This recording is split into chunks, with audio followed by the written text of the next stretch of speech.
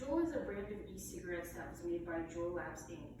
It's a small, sleek e-cigarette that sort of resembles a flash drive, making it tricky for some parents and non-users to recognize that their child has one. My credibility and my experience with this topic. My experience with this topic is that I had first-hand experience with seeing Juuls around my peers because I was a high school student when they started popping up in the hallways. Audience relevance. Why should you care about this topic? Well, for one Juul pod contains 20 cigarettes worth of nicotine. 2, almost 1/5 of middle and high school students are users.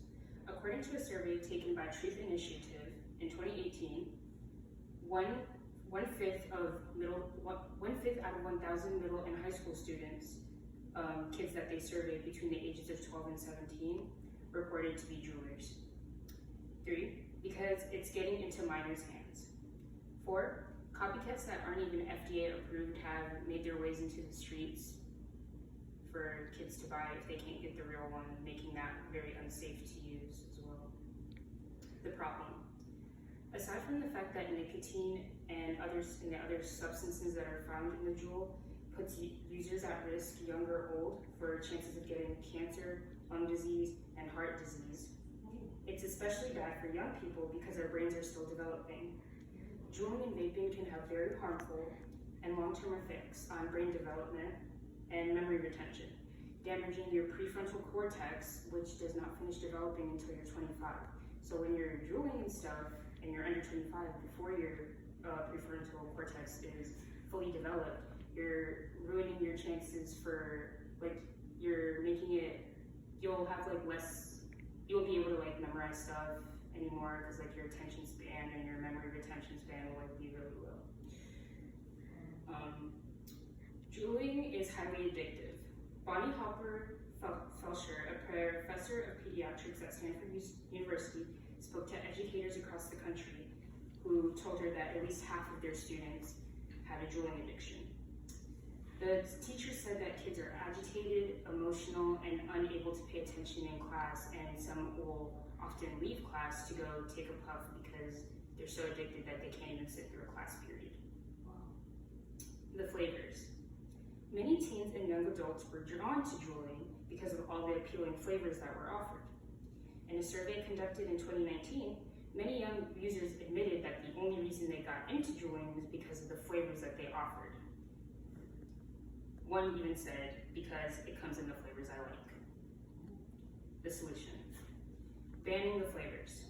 Studies have repeatedly shown that young people are only Juuling and using other e-cigarettes because of the flavors that they offer. So they offer cinnamon and mango flavored, blueberry flavored, strawberry shortcake, so many different flavors like that.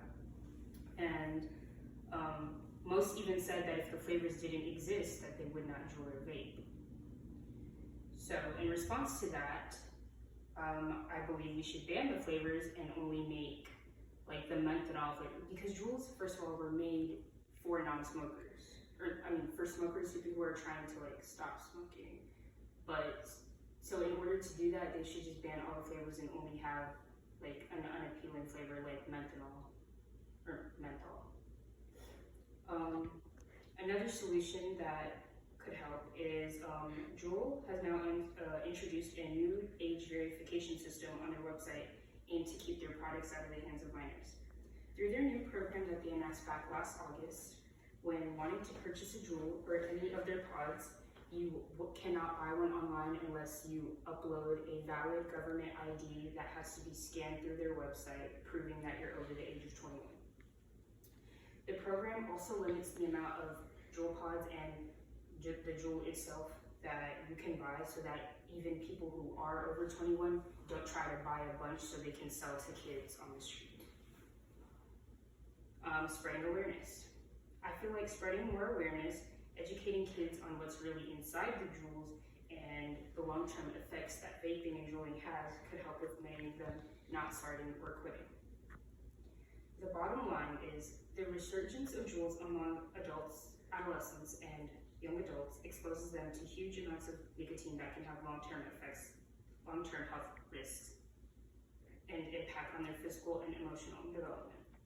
I feel like the FDA, the government, and us as a whole need to set stricter restrictions and need to do better with spreading more awareness and educating kids and adults on the risk so we can get a greater decrease in young smokers and smokers to not be addicted to nicotine anymore.